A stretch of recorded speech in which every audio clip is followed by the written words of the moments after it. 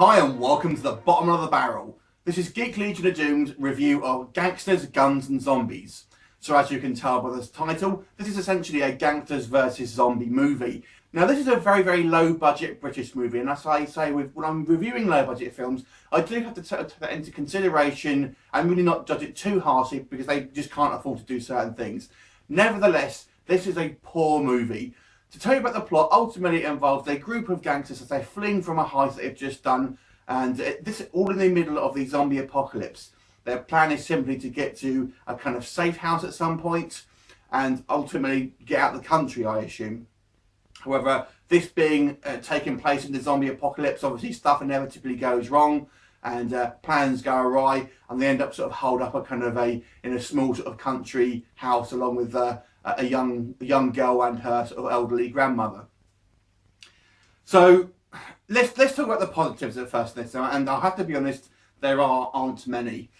The two positives I would say about this movie, the characters, although they're not very well acted, there are some characters that are actually quite likeable. The core cast of the gangsters, there's kind of very sort of stereotypical cliches among them. You know, you've got the crazy one, you've got the brute. If you've kind of got the kind of the leader, who's the older, kind of wiser sort of gangster, so to speak. But nevertheless, I thought some of the characters were quite likeable, including the main character called Q for some reason, and a couple of the kind of heavies as well. I actually thought were quite good characters. Not well acted, I will point out, but just good characters. And I guess the only other thing I would say that I kind of liked about this movie is you have some characters at the end surviving who I didn't expect to survive, so that was kind of a nice change. However, everything else about this movie, I'm afraid, is fairly poor. Now, most of this movie actually takes place in a transit van. Now, if you count the minutes of this movie, the first half of this movie essentially is in a transit van. It's very strange.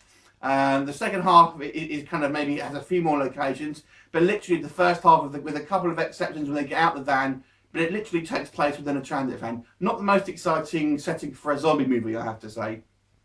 And the weird thing is, with this movie, when I first started watching it, I couldn't actually tell if the zombie apocalypse had just happened, they were completely unaware of it, or whether they actually knew the zombie apocalypse was happening and they were kind of, you know, just going about their heist anyway. The film really doesn't make it clear until about sort of 25 minutes in, when we hear on the radio that the zombie apocalypse is happening for a week.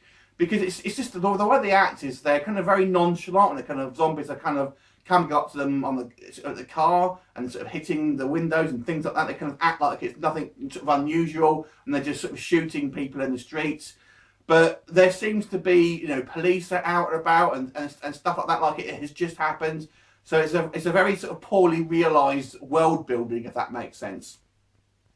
The acting is very below par. They're obviously not kind of professional actors, or I don't think they are, at least, or I hope they're not.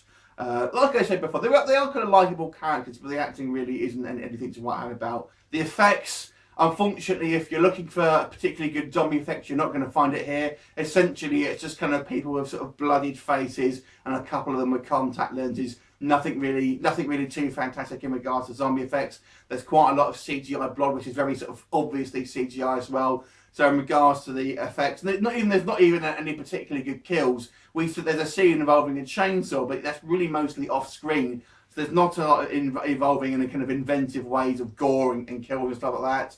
And again, this is going to be for budgetary reasons, but nevertheless, if you're watching this film in hope of seeing a kind of a gory zombie film, I'm afraid you're going to be sorely disappointed with this one. The long and short of it, this film just isn't very interesting. There's not a lot of plot to it. As I've mentioned, the majority of this film is actually it takes place within a transit van, and with the exception of a couple of stop-offs where for some reason they come across a load of zombies dressed as medieval knights.